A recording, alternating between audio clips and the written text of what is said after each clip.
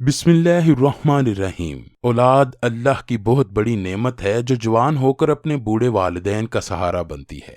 جب اللہ کسی جوڑے کے گھر بچہ پیدا کرتا ہے تو ان کی خوشی کی انتہا نہیں رہتی، اور جب اللہ کسی کو جڑواں بچوں سے نوازتا ہے تو ان کے گھر والوں کو بہت زیادہ خوشی ہوتی ہے۔ ہمارے معاشرے میں بہت زیادہ لوگ جڑواں اولاد کے خواہش مند ہوتے ہیں۔ اس کے ساتھ ساتھ ہمارے معاشرے میں جڑواں بچوں کو لے کر لوگوں کے ذہن میں بے شمار سوال ہوتے ہیں۔ کچھ لوگوں کا کہنا ہے کہ ماں اور باپ طاقتور ہوں تو جڑواں بچے پیدا ہوتے ہیں۔ کسی کا کہنا ہے کہ والدین میں سے کوئی ایک بھی زیادہ طاقتور ہو تو ان کے گھروں میں جڑواں بچے پیدا ہوتے ہیں۔ کچھ لوگ یہ تصور کرتے ہیں کہ جو میاں بیوی کثرت کے ساتھ ہم بستری کرتے ہیں، اللہ تعالیٰ ان کے گھر جڑواں اولاد پیدا کرتا ہے۔ ناظرین گرامی، اس بارے میں حضرت سیدنا علی شیر خدا کا قول بھی موجود ہے کہ جڑواں بچے کیوں پیدا ہوتے ہیں۔ عرب کا ایک واقعہ اس طرح بیان کیا جاتا ہے کہ عرب میں ایک شخص تھا جو بیٹیوں سے سخت نفرت کرتا تھا۔ اللہ تعالیٰ جب بھی اس کو بیٹی کی رحمت سے نوازتا تو وہ بندہ اللہ کی اس رحمت پر سخت اعتراض کرتا۔ ایک دفعہ اللہ نے اس شخص کو جڑواں بیٹیاں عطا کی۔ جب اس شخص کو خبر ملی کہ اللہ نے مجھے 2 بیٹیاں دی ہیں تو وہ بہت زیادہ دکھی اور پریشان ہوا، اللہ کی رحمت سے مایوس ہو کر کہ اللہ نے مجھے بیٹیاں کیوں عطا کی ہیں۔ اس بندے کی مایوسی کے بارے میں بات چلتے چلتے حضرت سیدنا مولا علی کی بارگاہ تک پہنچ گئی۔ حضرت علی نے اس بندے کو اپنے پاس حاضر ہونے کا حکم دیا۔ جب اس بندے کو بلا کر لایا گیا تو حضرت سیدنا علی نے فرمایا، اے بندے، اللہ کی رحمت سے اس طرح سے مایوس نہ ہو۔ اللہ تعالیٰ جس بندے کے ساتھ بہت زیادہ خوش ہوتا ہے تو اللہ اس کو جڑواں بچے عطا کرتا ہے۔ اللہ پاک نے جس بندے کو جنت میں اعلیٰ مقام عطا کرنا ہوتا ہے تو اللہ اس کو جڑواں بیٹیوں کی رحمت سے نوازتا ہے۔ اس سے ظاہر ہوا کہ اللہ تعالیٰ جس بندے کی آخرت سنوارنا چاہتا ہے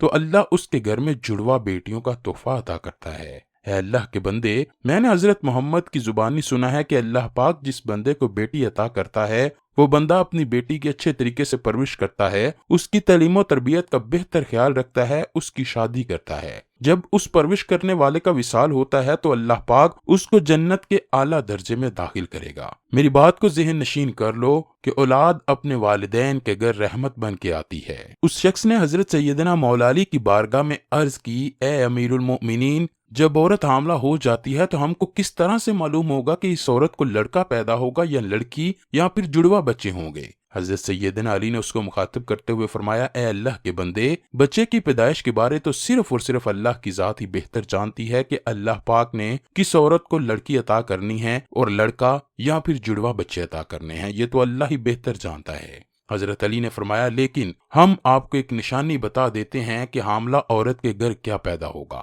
لڑکا، لڑکی یا پھر دونوں۔ حضرت سیدنا علی نے فرمایا کہ جب میاں اور بیوی ہم بستری کرتے ہیں تو اس دوران اگر مرد عورت پر غالب آ جائے تو سمجھ جانا کہ اس عورت کے گھر بیٹا پیدا ہوگا، اگر معاملہ اس کے الٹ ہو تو سمجھ جانا کہ اس کے گھر بیٹی پیدا ہوگی۔ اگر مرد اور عورت کی متوازن رہیں تو سمجھ جانا کہ اس عورت کو جڑواں بچے پیدا ہوں گے۔ حضرت سیدنا علی نے فرمایا کہ اللہ پاک نے 80,000 مخلوق کو تخلیق فرمایا، جس میں سے 20,000 مخلوق اس زمین پر زندگی بسر کر رہی ہیں، یعنی کہ وہ خشکی پر رہتے ہیں۔ باقی 60,000 مخلوق پانی میں زندگی بسر کرتی ہے۔ اس بات کو ذہن نشین کر لو کہ اللہ نے ہر کسی کا جوڑا پیدا کیا ہے۔ نر اور مادہ اسی لیے پیدا کیے ہیں کہ رہتی دنیا تک میری مخلوق کی نسل چلتی رہے۔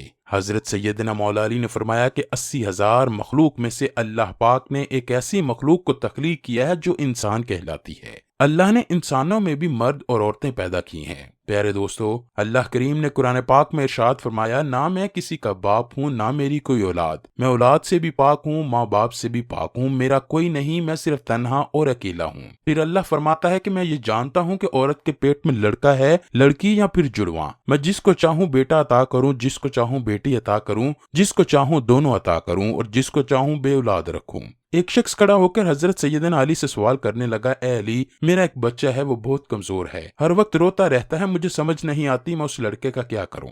حضرت سیدنا مولا علی نے فرمایا، اے بندے، بیٹے کی ماں سے کہا کر کہ جب سوتی ہے تو اس لڑکے کو اپنے بائیں جانب سلایا کرے، اس کے ماتھے پر سورہ فاتحہ پڑھ کر دم کیا کرے۔ حضرت سیدنا علی نے فرمایا کہ بچہ جب اپنی ماں کے پیٹ میں ہوتا ہے تو بچے کو اپنی ماں کے دل کی دھڑکن سے سکون ملتا ہے، مگر جب وہ پیدا ہوتا ہے تو اپنی ماں کے جسم سے علیحدہ ہو جاتا ہے، جس وجہ سے وہ بچہ اپنے آپ کو اکیلا محسوس کرتا ہے اور ساری ساری رات روتا رہتا ہے۔ जब माँ अपने बच्चे को बाएं जानिब सुलाती है तो बच्चा माँ के दिल की धड़कन को महसूस करके सुकून हासिल करता है, और जब बच्चे को सुकून मिलता है तो वो खुश रहता है। प्यारे दोस्तों, अब हम आपको बताते हैं कि साइंस की रोशनी में जुड़वा बच्चे कैसे पैदा होते हैं। साइंसदानों ने हाल ही में सर्वे किए हैं जिसमें उन्होंने ये बताया है कि जुड़वा बच्चे दो किस्म के होते हैं। एक तो वो बच्चे जो एक दूसरे की शक्ल के होते हैं और उनको हम शक्ल बच्चे भी कहा जाता है। जुड़वा बच्चों की दूसरी किस्म यह है कि बच्चे की शक्लें एक दूसरे से मुख्तलिफ हों। पैदा होने वाले जुड़वा बच्चों की शक्ल सिर्फ अपने भाई से मुख्तलिफ नहीं होती, बल्कि उसकी शक्ल घर के किसी भी फर्द से नहीं मिलती। साइंसदानों ने जुड़वा बच्चे पैदा होने की वजह यह बताई है कि जिस बीवी का बॉडी मास इंडेक्स बहुत ज्यादा बढ़ जाता है तो उस औरत को जुड़वा बच्चे पैदा होते हैं। जब बीवी का BMI 30 से ज्यादा हो जाता है तो उस औरत के घर 100% जुड़वा बच्चे पैदा होंगे।